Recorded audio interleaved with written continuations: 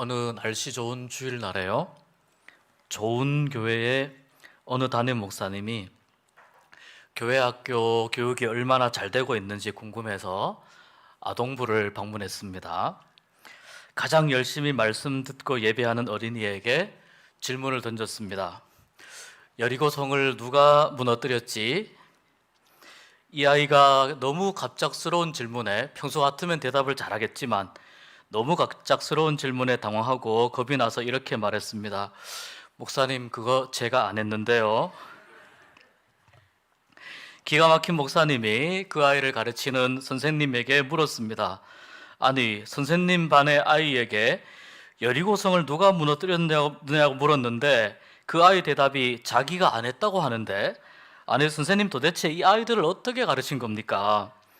그러자 이 선생님이 정색하면서 대답했습니다. 목사님, 그 아이가 그렇게 말했다면 거짓말은 아닐 겁니다. 그 아이는 여리고성을 무너뜨릴 아이가 아니에요. 너무나 착하고 정직한 아이거든요. 더욱 황당해진 목사님이 교회 학교 교육이 너무나 시급하구나 위급하구나, 이거는 교회적인 위기 상황이다, 대책을 세워야 되겠다고 생각해서 긴급 당회를 열었습니다. 당회에서 아동부를 방문한 이야기, 아이와 담당 선생님과 대화한 이야기를 하며 아니 도대체 어떻게 이럴 수가 있습니까? 한숨을 푹푹 내쉬었습니다. 이 사안의 심각성을 감지한 당회원들이 한마디도 말을 못하고 있었습니다. 그때 교회에서 존경받고 있던 선임 장로님이 조심스럽게 입을 열었습니다. 목사님, 기왕지사 이렇게 된 거 여리고성을 무너뜨린 범인을 색출하려면 아무래도 교회가 많이 시끄러워질 것 같습니다. 그러니 교회가 평안하기를 바라는 마음으로 우리가 너무 잘못은 따지지 말고 기왕에 여리고성이 무너졌으니 교회 예산을 세워서 우리가 여리고성을 다시 지어주면 어떻겠습니까? 교회에서 사용하는 고급 유머입니다. 오래전에 제가 이 이야기를 읽었는데요.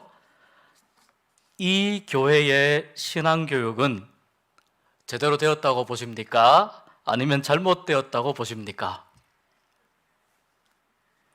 대답 안 하셔도 됩니다. 곤란하실 테니까.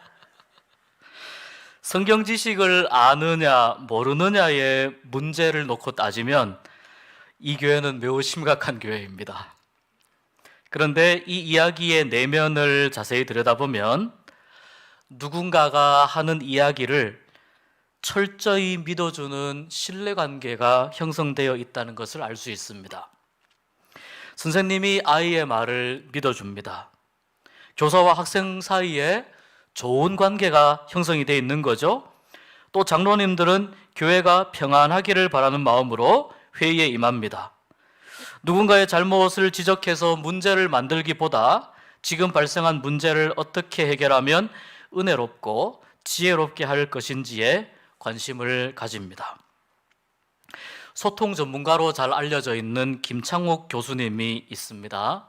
그분이 강의하는 중에 이런 일화가 있습니다. 사람들이 말을 듣고 그 사람 말이 내용적으로는 맞지만 호감을 못 느끼는 경우가 있다고 합니다. 그래서 맞는 말을 하는 사람에게 이렇게 이야기한다는 거예요. 네, 참 대단하십니다. 계속 그렇게 사십시오. 이렇게 이야기한다고 합니다. 그런데 어떤 사람은요, 이야기하는데 보니까 좀 틀리는 경우도 있어요. 실수하는 경우도 좀 있는데 그 사람에게는 이렇게 반응을 한다는 겁니다. 아니, 사람이 좀 틀릴 수도 있지. 어떻게 사람이 완벽할 수 있냐. 그런데 좀 틀리게 이야기하지만 저 사람이 왠지 정이 가네. 이렇게 반응하는 경우가 있다는 겁니다. 다 그런 건 아니지만 우리 남편들이 가장 싫어하는 아내의 상을 이렇게 이야기를 하더라고요. 뭐 요리를 어떻게 하느냐, 경제 활동을 어떻게 하느냐, 그런 게 아니고 말을 기분 나쁘게 하는 사람이 싫다, 이런 이제 반응을 한다는 거예요. 이게 남편만의 반응은 아닌 것 같아요. 아내분들도 그렇고 모든 사람들이 다 그런 반응을 하는 것 같아요. 그래서 이제 이 교수님이 아내들 모임에 가서 남편들이 말을 기분 나쁘게 하는 걸 싫어하는데 왜 그러냐 물었더니 그 중에 한 자매분이, 여자분이 이렇게 말을 했다는 겁니다. 자기는 평생 틀린 말을 안 하고 산다는 거예요. 근데 성격 자체가 원래 성격이 그래서 한 번 아니면 아닌 거라는 거죠. 그래서 평생 그런 성격이어서 나는 늘 바른 말만 한다. 나는 틀린 말은 하지 않는다. 이렇게 반응을 했다는 겁니다. 맞는 말을 하는 것 같지만, 말은 맞는 말을 하지만 상대방을 배려하지 않고 기분 나쁘게 말하는 방식 때문에 그 사람이 하는 말을 받아들이지 않는다는 거죠. 이 김청옥 교수님이 그러면서 성경을 하나 인용을 했어요. 고린도전서 10장에 나오는 말씀인데, 모든 것이 가하나 모든 것이 유익한 것이 아니다 라는 말을 인용하면서 이렇게 해석을 합니다. 네 말이 맞는데, 틀린 말은 아닌데, 그런데 맞는 말을 하는데 그 말 안에 유익함이 없다, 이렇게 해석을 하더라고요. 저는 상당히 괜찮은 통찰이라고 생각을 했습니다. 참 역시 소통 전문가다운 식견이다, 소통 전문가다운 관점이다 라고 생각했습니다. 어떤 교회를 만들어 갈 것인가, 이 문제는 그 교회의 교인들이 결정합니다. 옳고 바른 것을 추구하는 것이 그리스도인으로서 정말 당연한 일입니다. 그런데 옳고 바른 것을 추구하는 과정에서 잘못된 방법을 사용한다면, 우리가 보통 그렇지 않습니까?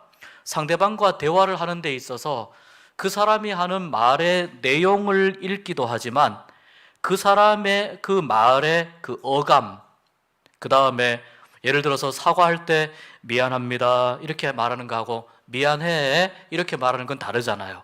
예를 들면 그 사람이 말하는 어감 또는 그 사람의 표정과 이 제스처에서 정말 그 사람이 하고 싶은 말이 무엇인지를 읽어낸다고 하지 않습니까? 그러니까 이 옳고 바름을 추구하는 과정에서 옳은 이야기를 하더라도 만약에 잘못된 방법이나 또는 상대방이 거부감을 가질 만한 그러한 방법을 사용하면 그것은 또 다른 사람들에게 상처를 주게 되죠. 그래서 이것은 결론적으로 보면 이야기는 옳은 이야기이지만 결론적으로는 유익한 것은 아니다라고 볼 수 있습니다. 오늘 우리가 읽은 이 말씀은 예수님의 세족식의 말씀입니다. 예수님이 제자들의 발을 씻어주신 사건을 세족식이라고 합니다. 예수님께서 걱정이 하나 생겼습니다. 내가 이제 떠나고 나면, 내가 이 제자들을 떠나고 나면 이제 제자들이 어떻게 될 것인가 많이 걱정이 되었습니다. 말로 너희들은 섬기면서 살아라. 말로만 너희들은 용서하고 사랑하면서 살아라. 또 말로만 너희들은 서로의 발을 씻겨주면서 살아라. 그렇게 가르쳐 줄 수 있었을 겁니다. 그런데 이것이 예수님이 생각하시기에 제자들에게 유익하지 않다고 생각하신 것 같습니다. 올바른 말을 하는 것이지만 제자들의 마음속에 뜨거운 감동과 나도 그렇게 해야겠다는 생각을 불러일으키기에는 유익하지 않다고 생각을 하십니다. 그래서 예수님께서 직접 밥을 먹고 나서 상을 물린 다음에 수건을 들고 옷소매를 걷으시고 물을 떠와서 제자들의 발을 한 사람 한 사람씩 씻어주십니다. 올해 1월 8일 주일에 서로 발 씻겨주는 사이라고 하는 제목으로 이 본문을 가지고 주일 예배 말씀을 전한 적이 있습니다. 그때 세족식의 의미를 세 가지로 말씀을 드렸습니다. 첫 번째는 세족식은 극진한 사랑의 표현입니다. 예수님께서 오늘 이 말씀 보면은 굉장히 감동되는 구절이 있습니다. 13장 우리가 읽지 않았지만 1절 말씀을 보면 유월절 전에 예수께서 자기가 세상을 떠나 아버지께로 돌아가실 때가 이른 줄 아시고 세상에 있는 자기 사람들을 사랑하시되 끝까지 사랑하시니라. 끝까지 사랑하시니라. 굉장히 감동적인 구절입니다. 끝까지, 예수님이 생각하실 수 있는 그 끝까지 사랑하셨다는 겁니다. 그 사랑하는 마음으로, 끝까지 사랑하는 마음으로 예수님께서 이 제자들의 발을 씻겨주셨는데, 그래서 이 세족식은 바로 극진한, 더 이상 표현할 수 없는 가장 큰 사랑의 표현이라는 거죠. 예수님이 자기 사람들을 끝까지 사랑하셨다는 것을 보여주기 위한 가장 중요한 예식이기 때문입니다. 두 번째, 이 세족식은 가장 큰 겸손의 모범을 보여주는 것입니다. 내가 겸손하고 내가 낮아져야만 상대방의 발을 씻어줄 수 있습니다. 내가 상대방보다 높이 있다고 생각하면 발을 씻어주기 어렵습니다. 마음에 교만한 마음이 있거나 상대방을 무시하는 마음이 있다면 발을 씻어주기 어렵습니다. 발을 씻어준다 하더라도 그 마음 가운데 상대에 대한 우월감을 가지고 있다면 발을 씻겨주기는 씻겨주지만 그 사람의 마음이 전달이 될 것입니다. 그래서 발을 씻겨주라고 하는 이 말은 겸손한 마음으로 서로를 섬겨라, 서로를 용납하고 이해하고 받아들여라, 이런 의미가 있는 것입니다. 세 번째, 세족식은 발을 씻겨주는데요, 서로 발을 씻겨주는 것입니다. 서로 발을 씻겨주는 건데, 내가 누군가의 발을 씻겨주면 그 사람도 나의 발을 씻겨주는 것이죠. 서로 발 씻겨주는 사이가 되기 때문에 이것은 두 사람의 사이가 굉장히 의미 있는 관계라는 것을 뜻하는 것입니다. 아무에게나 발을 내밀지 않습니다. 아무에게나 자기의 발을 보여주지 않습니다. 발을 보여줄 뿐만 아니라 상대방이 내 발을 붙잡고 발을 씻겨준다니까요. 그러니까 굉장히 의미 있는 사이가, 두 사람 사이에 의미 있는 관계가 형성된다는 것을 알 수 있습니다.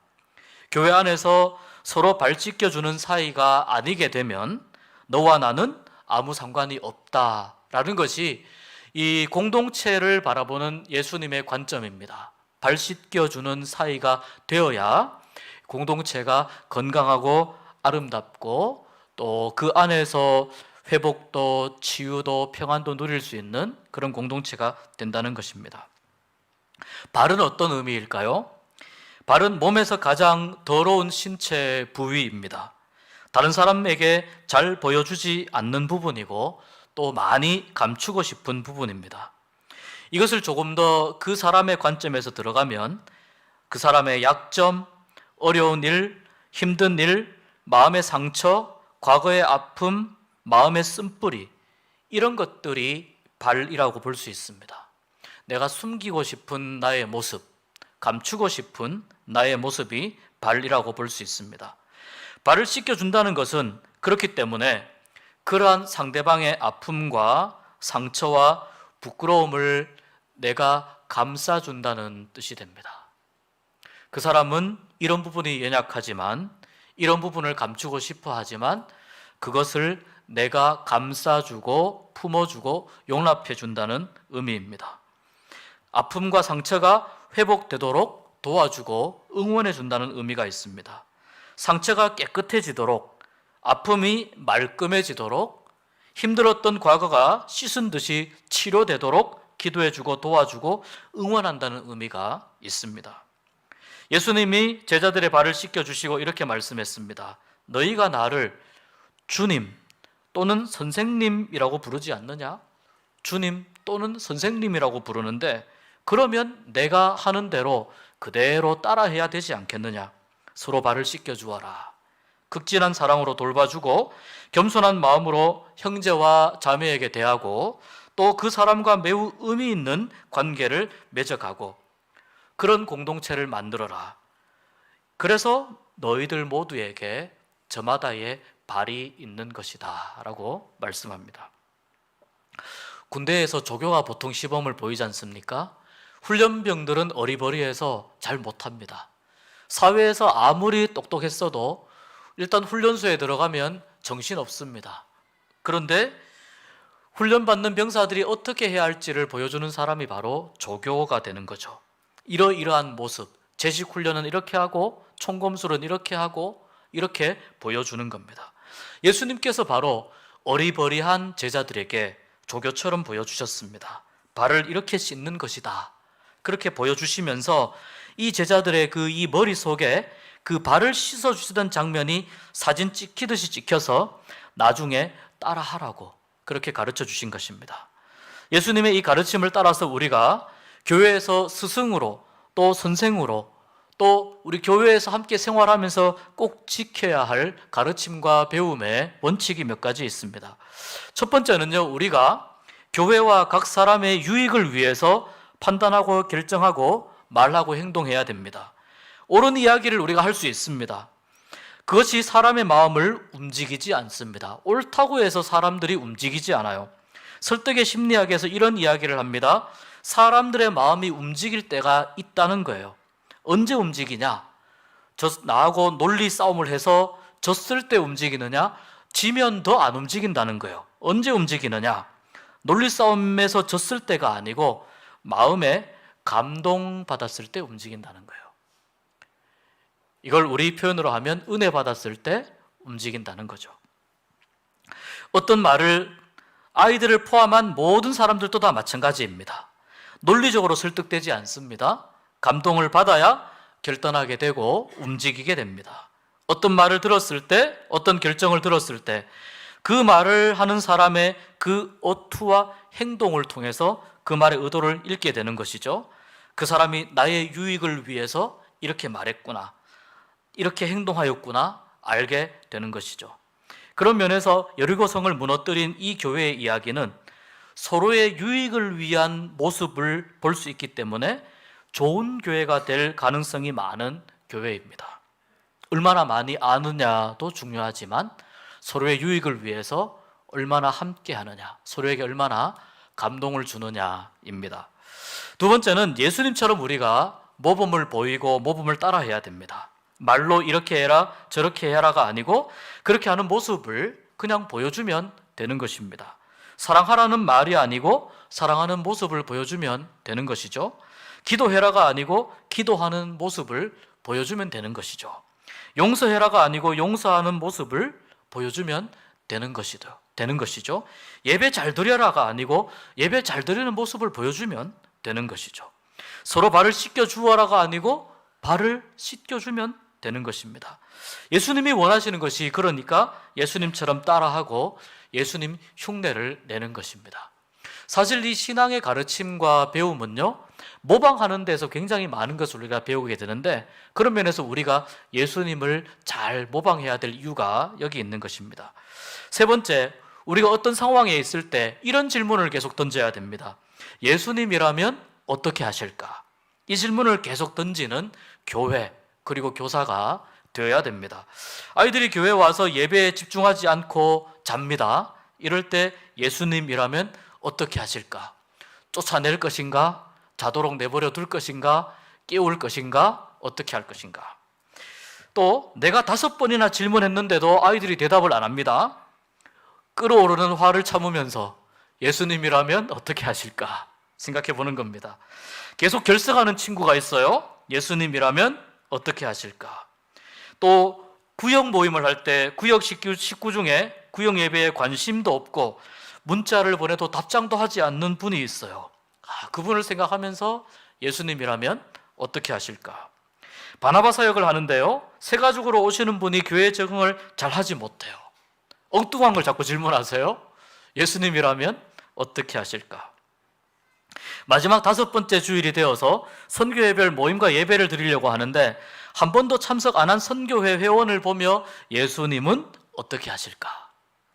교회에서 어떤 분이 다른 사람의 험담을 하고 있어요. 예수님이 이 이야기를 들으시면 어떻게 하실까? 질문을 던지는 겁니다. 오늘이 교사 축복의 날이지만 우리 모두에게 해당되는 이야기입니다. 교회 생활을 하면서 좀 애매하고 당황스러운 상황들을 많이 만나게 됩니다. 또 나는 잘한다고 했는데 또 다른 오해를 사는 경우도 생깁니다. 우리가 그럴 때 해야 될 질문은 예수님이라면 어떻게 하실까입니다. 예수님에게 배우는 가장 탁월한 방법 중에 하나입니다. 그 다음에 네 번째, 신앙을 가르친다는 것은 우리가 꼭 기억해야 하는 것이 기도 없이 불가능하다는 것을 인정해야 됩니다. 교회에서 하는 모든 행사와 일들은 먼저 기도로 준비해야 됩니다. 특별히 말씀과 신앙을 가르치는 일들은 이 교회의 미래가 달린 일입니다.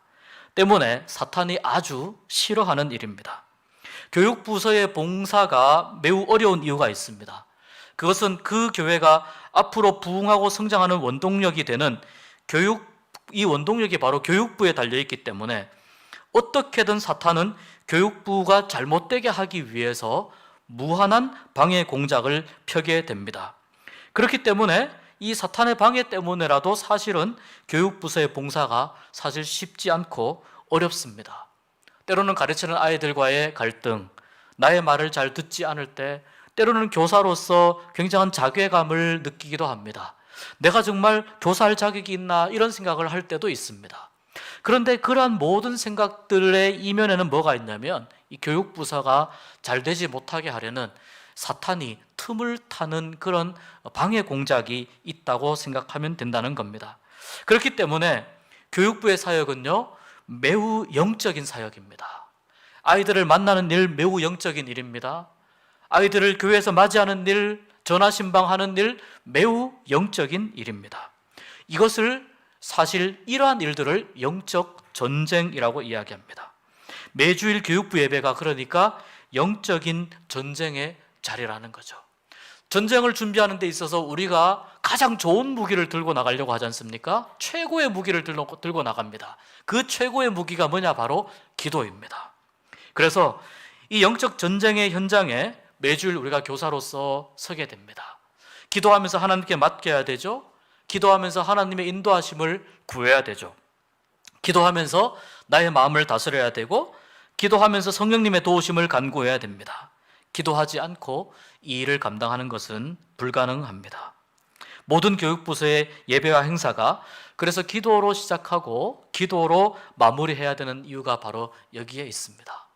교회에서 하는 많은 봉사들이 사실은 굉장히 영적인 전쟁의 의미와 관련이 많이 있는데요, 특별히 이 교육부의 사역이 그러한 부분에서 더 기도가 필요한 사역입니다. 또 교사는 어떤 사람이냐면, 교사는 하나님과 아이들을 연결시켜 주는 위치에 있습니다. 여러분 한번 오른손을 위로 이렇게 들어보시겠습니까? 오른손 한번 들어보시고요, 왼손은 옆으로 한번 펴보십시오. 자, 요 그림을 잘 생각해 보십시오. 네, 손을 내리셔도 됩니다. 자, 위로 가 있는 손은 내가 하나님을 잡는 손이죠.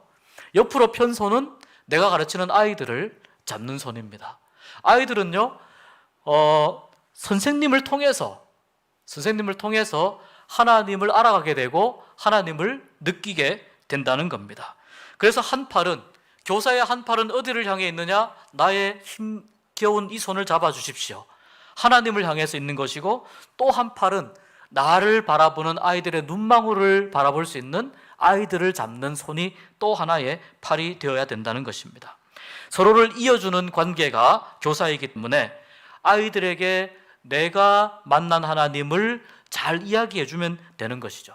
그러기 위해서 내가 하나님을 잘 알아야 되겠죠. 하나님을 경험하는 것이 필요합니다. 하나님을 만나는 것이 필요하고, 그리고 하나님을 잘 이야기해 주어야 되기 때문에 나는 연결해 주는 사람이니까 하나님을 배워야 되는 것이죠. 그래서 교사는 배우는 사람입니다. 나는 지금 교사가 아닌데 라고 생각하는 분들이 계실 겁니다. 그런데 이 교회라고 하는 공동체 안에는요, 사실 모두가 다 교사입니다.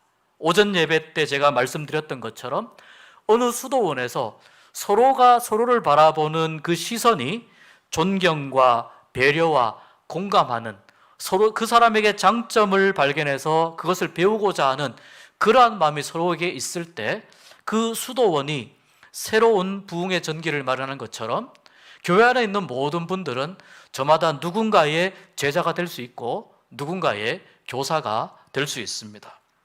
그래서 교육부에서 직접 발로 뛰는 분들이 교사이지만, 또 예를 들면 아이들에게도 신앙생활을 하는 모습을 보여주면서 간접적으로 가르침을 줄 수 있는 모든 성도가 곧 교사입니다. 또 언젠가 내가 직접 교육부서에 뛰어들어서 교사로 봉사할 수도 있습니다. 그렇기 때문에 교사는 항상 기도하고 배우는 자리에 있어야 됩니다. 나는 하나님과 아이들을 연결시켜주는 사람이다 라는 정체성이 중요합니다. 여섯 번째, 제가 이 교육부서를 맡아서 오랫동안 사역하면서 깨달은 중요한 원리가 하나 있습니다.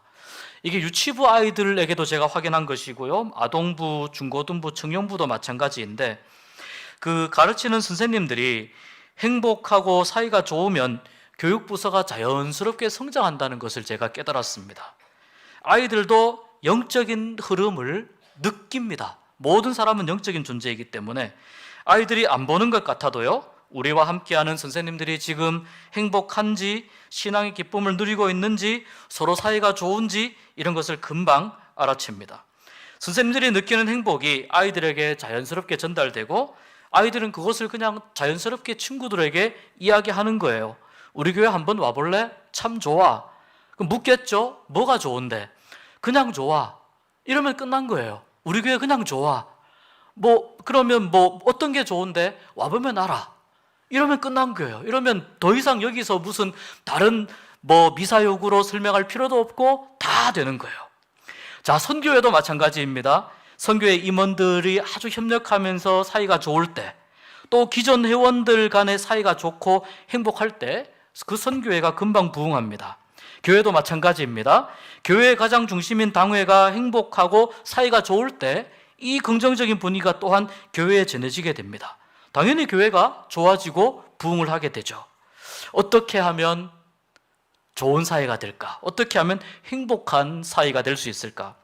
바로 서로의 발을 씻겨주는 마음으로 대하는 것이죠. 예수님께서 그렇게 하라고 하셨으니까 서로의 발을 씻겨주는 마음으로, 또 수도원에서 다른 수도사를 바라보는 저 사람이 메시아일지도 몰라. 여러분 중에도 메시아가 있을지 모릅니다.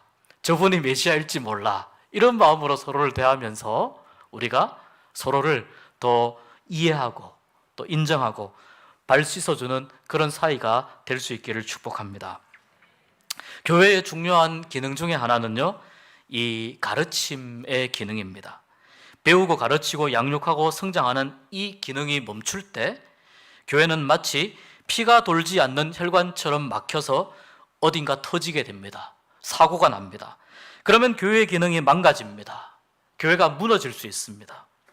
교사로 봉사하는 일이 쉬운 일이 아니지만 이 신앙교육에 힘쓰는 일이 바로 하나님께서 우리에게 주신 사명이라는 것을 우리가 기억했으면 좋겠습니다.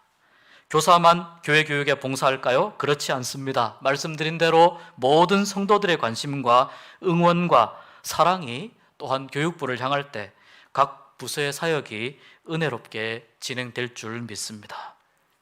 우리나라가 지금 초고령 사회로 진입하고 있습니다. 며칠 전 뉴스 보도를 보니까 어떤 분이 예전에 자기가 다녔던 초등학교 그 건물이 요양원이 되어서 거기에 입원한 경우가 생겼어요. 어릴 때 내가 어디에 있던 교실에서 공부했는데 여기가 학교 건물이었는데 요양원이 되어서 내가 다시 입원하게 되었다는 겁니다.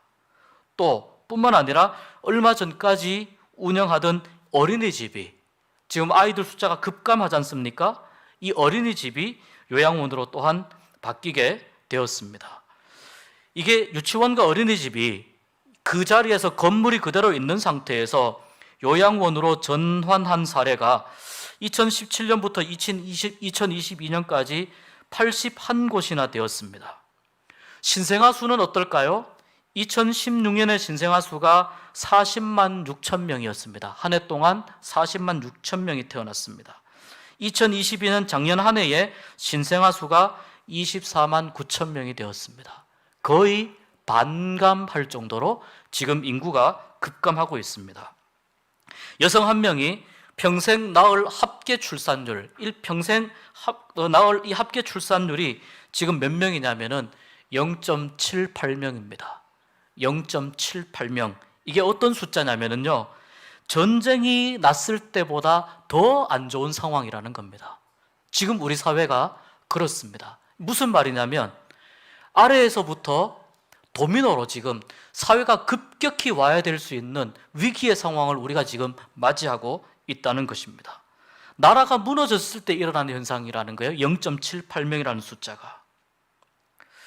지금 아직 65세면 우리가 아직 건강히 자신이 있을 때입니다. 우리 어르신들 계시는데, 그런데 이제 이 인구 비율로 65세 이상이 20%가 넘는 이 초고령 사회에 진입을 우리나라가 불과 2년 남겨두고 있습니다. 일본이나 미국이나 캐나다, 일본보다 3년이 더 빠르고요. 유럽 나라들보다 2배, 3배, 4배가 더 빠른 속도로 지금 우리나라가 초고령 사회로 진입하고 있습니다. 이 사회를 지탱하는 인구 구조가 급격하게 지금 바뀌고 있는 상황입니다. 교회도 이러한 인구 변화의 영향을 그대로 받습니다.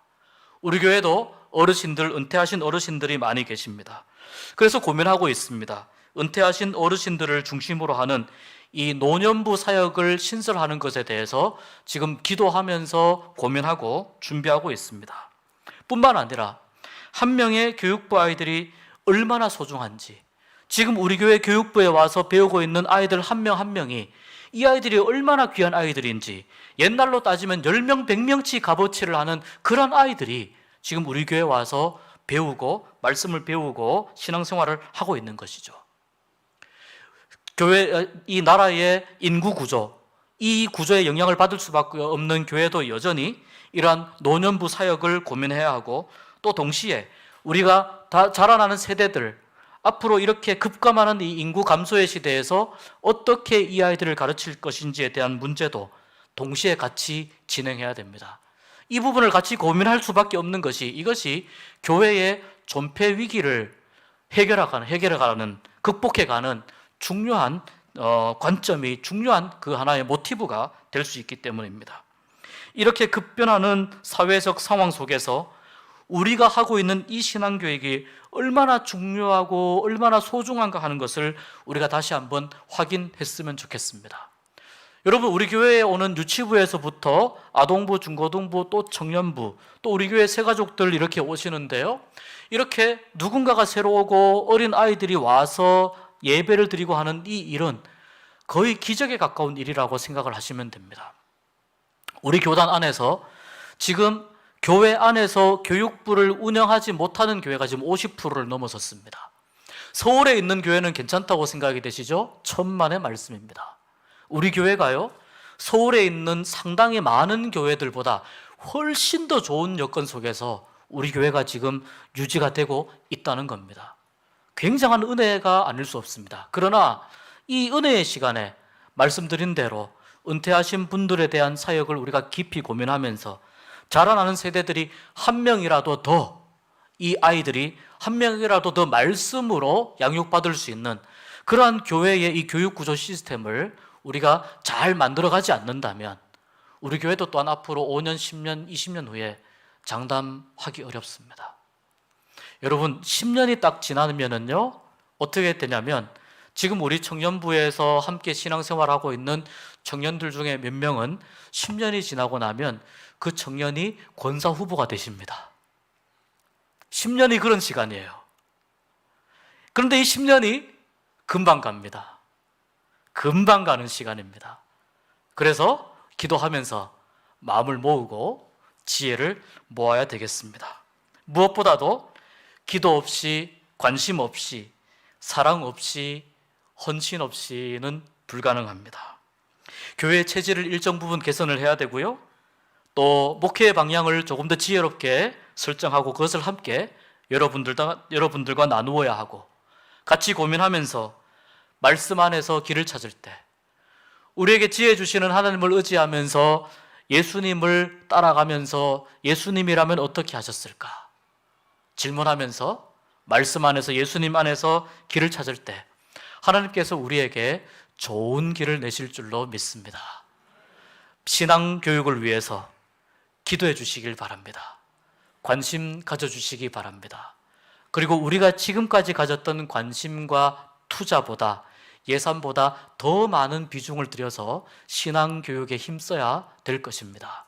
그런데 그렇게 할 때 우리 교회가 조금씩 미래에 대한 희망을 가지게 되고, 또 우리 교회가 이렇게 해서 신앙이 전수되고, 이렇게 해서 신앙교육이 살아나고, 이렇게 해서 교회가 정말 이 세상에 희망이 될 수 있는 그런 공동체이구나 라고 하는 것을 반드시 보여줄 수 있는 그런 교회가 될 수 있을 것입니다.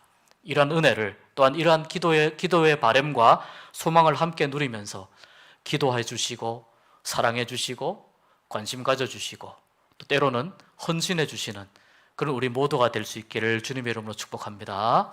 기도하겠습니다. 하나님 아버지, 신앙교육의 위기라는 이야기를 듣지만 그러나 하나님께서 또한 우리에게 피할 길을 내시고 또 우리가 가야 할 새로운 길을 보여주실 줄로 믿습니다. 우리가 주님을 바라보면서 기도하게 하시고 관심 가지게 하시고 사랑하게 하시고 헌신하게 하시고 우리가 우리 교회를 더 귀한 교회로 여기면서 신앙교회에게 힘쓰는 교회가 되게 하여 주시옵소서. 예수님의 이름으로 기도하옵나이다. 아멘.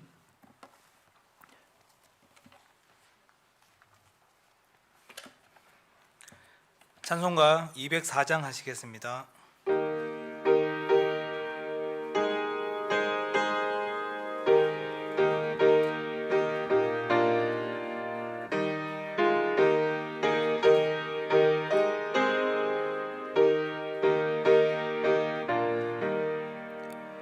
주의 말씀 듣고서 준행하는 자는 반석 위에 터닫고 집을 지음 같아. 비가 오고 물나며 바람 부딪혀도 반석 위에 세운 집 무너지지 않네. 잘 짓고 잘 짓세 우리 집 잘 짓세. 만세 반석 위에다 우리 집 잘 짓세. 주의 말씀 듣고도 행치 않는 자는 모래 위에 터닫고 집을 지음 같아. 비가 오고 물나며 바람 부딪힐 때 모래 위에 세운 집 크게 무너지네. 잘 짓고 잘 짓세 우리 집 잘 짓세. 만세 반석 위에다 우리 집 잘 짓세. 세상 모든 사람들 집을 짓는 자니 반석 위가 아니면 모래 위에 짓네. 우리 구주 오셔서 지은 상을 줄 때 세운 공로 따라서 영영상 벌 주리. 잘 짓고 잘 짓세 우리 집 잘 짓세. 만세 반석 위에다 우리 집 잘 짓세. 이 시간 목사님께서 교회 소식과 남은 순서 좀 인도해 주시겠습니다.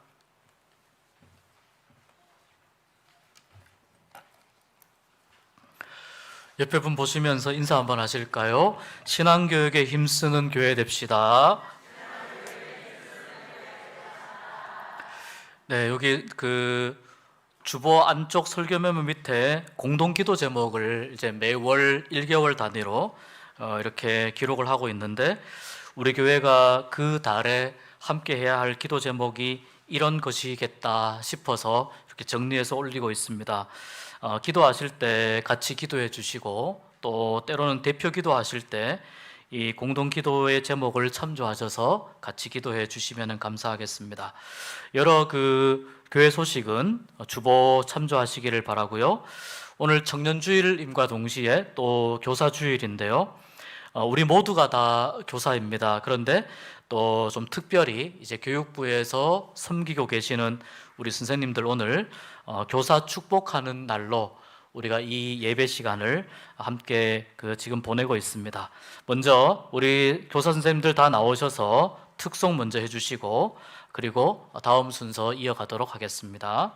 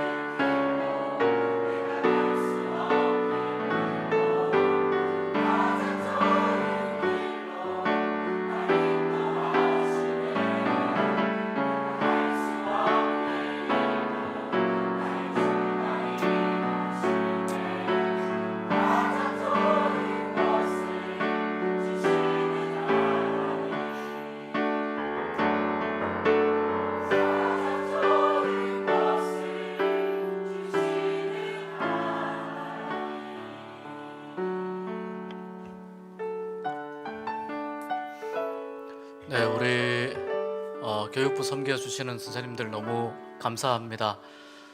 그 수고와 헌신과 또 그 감당하는 마음을 어떻게 다 또 표현할 수 있겠습니까마는 교회에서 작은 격려의 마음을 담아서 작은 선물을 준비를 했습니다.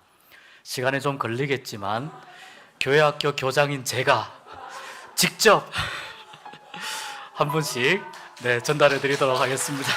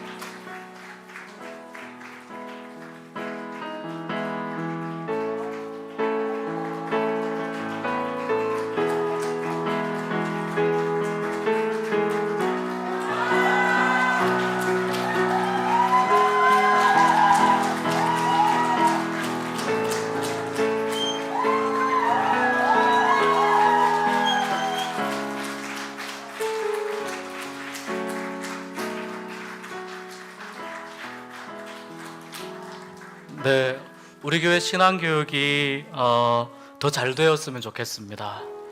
헌신하시는 선생님들 위해서 기도해 주시고, 또 이 헌신이 참 힘든 여건 가운데에서 하는 헌신이지만, 그러나 하나님께서 기억하시고 기뻐하시고 또 귀한 열매를 맺게 하실 줄 믿습니다.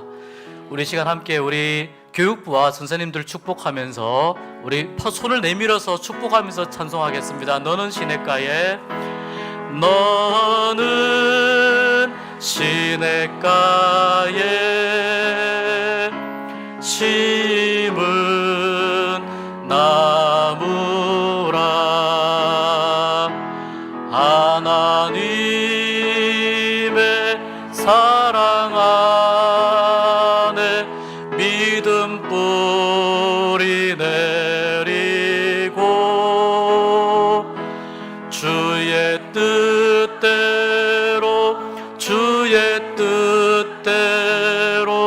항상 살리라.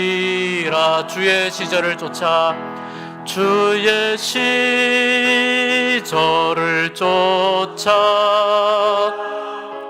구원 열매 맺으면 주의 영화로운 빛 너를 보하리니.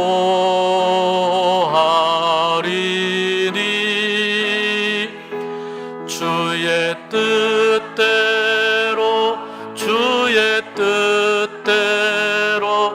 항상 살리라. 우리 박수로 축복하겠습니다. 이 시간 함께 기도하기를 원하는데요, 우리 교회가 신앙교육에 힘쓰는 교회가 되었으면 좋겠습니다.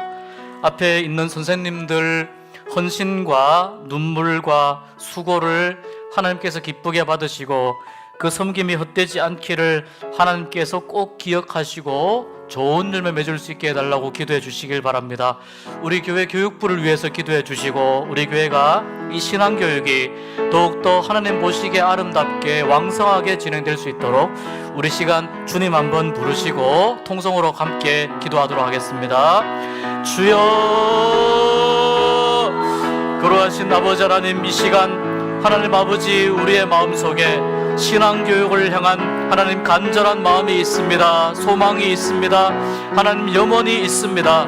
아버지 하나님, 얼마나 우리 아이들 한 명 한 명 붙잡고 씨름하느라고 이 아이들 하나님 앞으로 데리고 오게 하려고 인도하기 위해서 얼마나 애쓰고 눈물 흘렸을지 아버지 하나님, 우리 선생님들 마음을 주님께서 기억하시고 하나님 그 수고와 헌신과 눈물과 땀방울과 섬김을 하나님께서 기뻐 받아주실 줄로 믿습니다.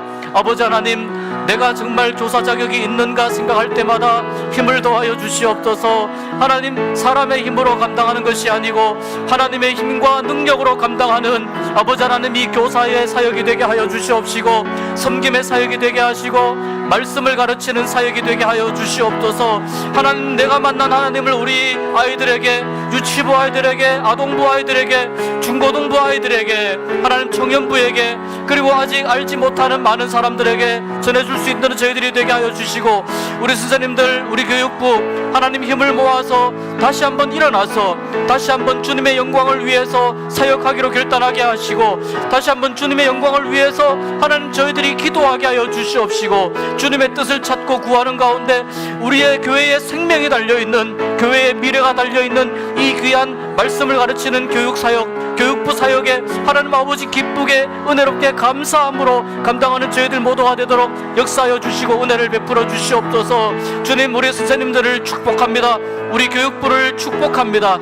하나님 아버지, 우리 안에 신앙교육에 대한 거룩한 소망이 싹트게 하여 주시옵시고 거룩한 부담감이 생기게 하여 주시고 하나님 말씀을 가르칠 가운데 놀라운 은혜가 있게 하여 주셔서 모든 교육부가 부흥하고 성장할 수 있는 하나님 귀한 시간이 되도록 역사하여 주시고, 이 모든 것들 하나님 앞에 맡겨드리며 저희들을 묵묵히 겸손하게 이 귀한 일들 감당할 수 있도록 주여 붙잡아 주시고 역사하여 주시옵소서. 하나님 아버지, 우리 덕신제일교회의 미래가 되는 교육부와 우리 교육부에 있는 모든 친구들과 우리 선생님들을 축복합니다. 아버지 하나님께서 특별히 선생님들의 수고와 눈물과 헌신과 땀방울, 속상했을 때 흘렸던 눈물들 하나님께서 기억하시고 이 수고로 인하여 우리 하나님 새롭고 놀라운 하나님의 계획 속으로 저희들을 초대하여 주시는 줄 믿고 은혜롭게 감사하며 감당하게 하여 주시옵소서. 섬길 때에 나의 힘으로 하는 것이 아니고 성령님 함께하여 주셔서 감당하게 하여 주시옵시고, 우리 교육부 이 말씀 가르치는 사역 신앙교육으로 인해서 각 부서가 부흥하고 성장하는 역사가 나타나게 하여 주시옵시고, 그로 인해서 우리 교회의 다음 세대가 들불처럼 일어나게 하여 주시옵시고, 새로운 덕신제일교회 부흥의 역사를 써내려가는 놀라운 부흥의 세대가 되도록 축복하여 주시옵소서. 이 일을 위해서 귀하게 섬기는 선생님들 한 분 한 분 붙잡아 주시고, 하나님 그 섬김을 주님께서 기쁘게 받으실 뿐만 아니라 귀하고 아름다운 결실로 맺어질 수 있도록 주여 은혜를 베풀어 주시고 역사하여 주시옵소서.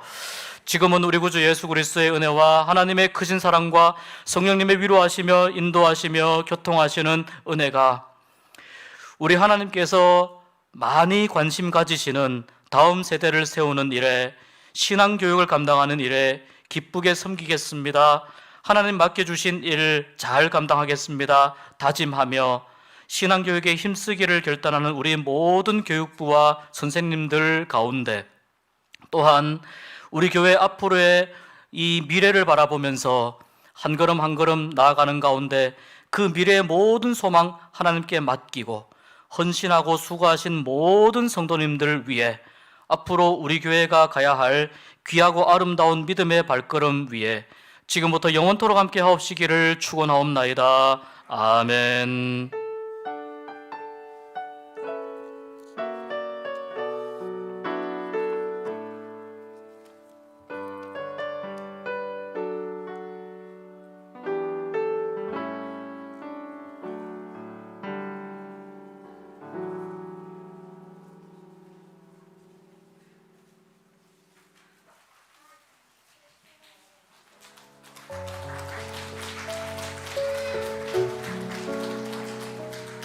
너는 시냇가에 심은 나무라, 하나님의 사랑 안에 믿음 뿌리 내리고 주의 뜻대로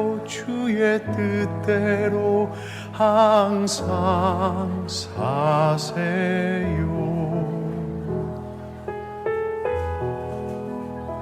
복 있는 사람은 악인의 꾀를 좇지 아니하며 죄인의 길에 서지 아니하며 오만한 자의 자리에 앉지 아니하고 오직 여호와의 율법을 즐거워하여 그 율법을 주야로 묵상하는 자로다. 저는 시냇가에 심은 나무가 시절을 쫓아 과실을 맺으며 그 잎사귀가 마르지 아니함 같으니 그 행사가 다 형통하리로다.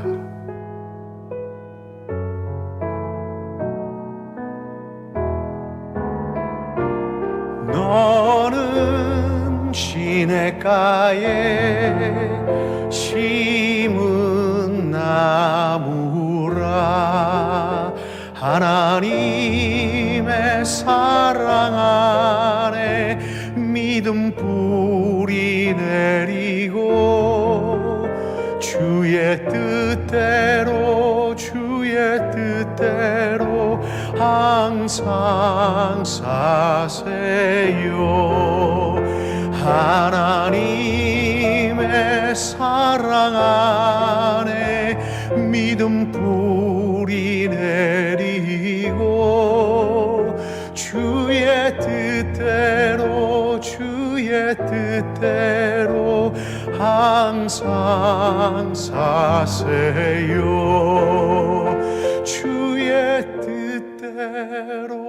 주의 뜻대로 항상 사세요.